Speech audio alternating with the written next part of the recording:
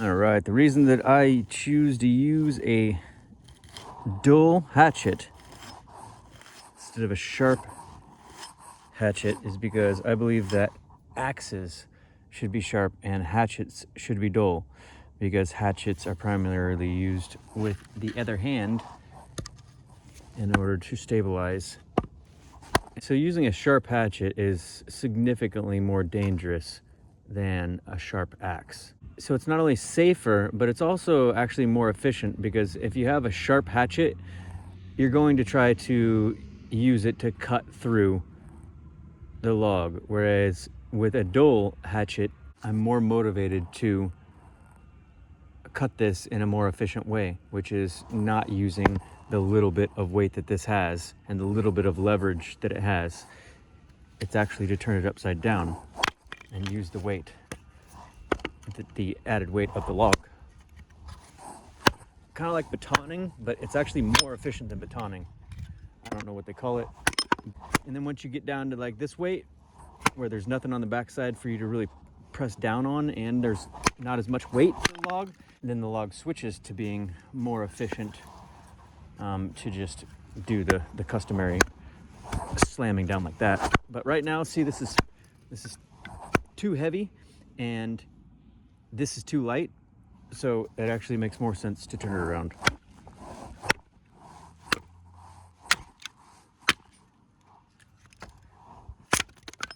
And I'll show you how efficient it is. There is no way that I can chop through this log with this hatchet without using the method I just showed you. There's no way. But because this is so heavy, I'll actually crush through it in three smacks. Because the heavier the log is, the more efficient it is to be split in that way with a dull hatchet. If you're to use a sharp axe or hatchet, you're going to have to be chopping on a piece of wood. And a stump of wood is noticeably softer and more difficult to get a blade to go through than when you chop on stone or on concrete or something more stable than wood. Porous wood, soft wood, comparatively. It's yeah, so with a dull hatchet, I have no anxiety doing this and having it go all the way through and smack that stone. And by me having a dull hatchet and using a stone base, it makes this more effective.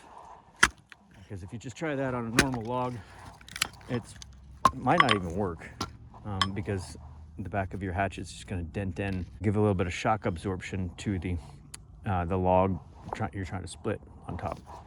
And I also prefer this cheap, like $10 hatchet that's synthetic handle, so I don't have to worry about it chipping here over time. As you can see from me flipping it over and doing that, it has smacked the back of this so much that if it was wood, it would have been chewed up 2 or 3 times deeper than this.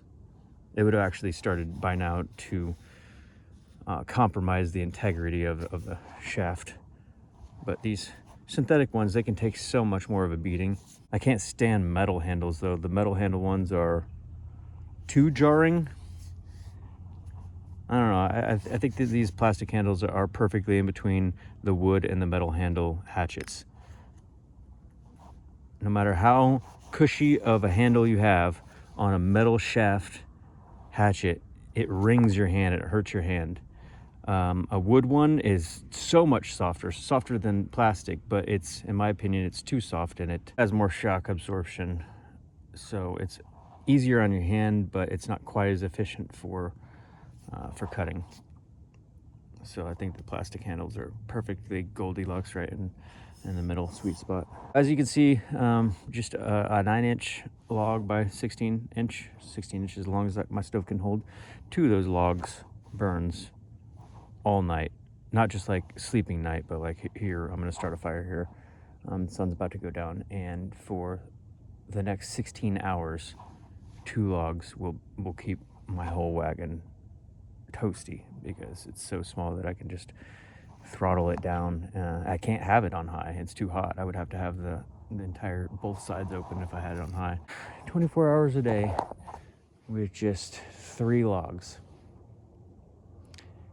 You guys ready to go out and graze? I'm ready. Got the wood chopped.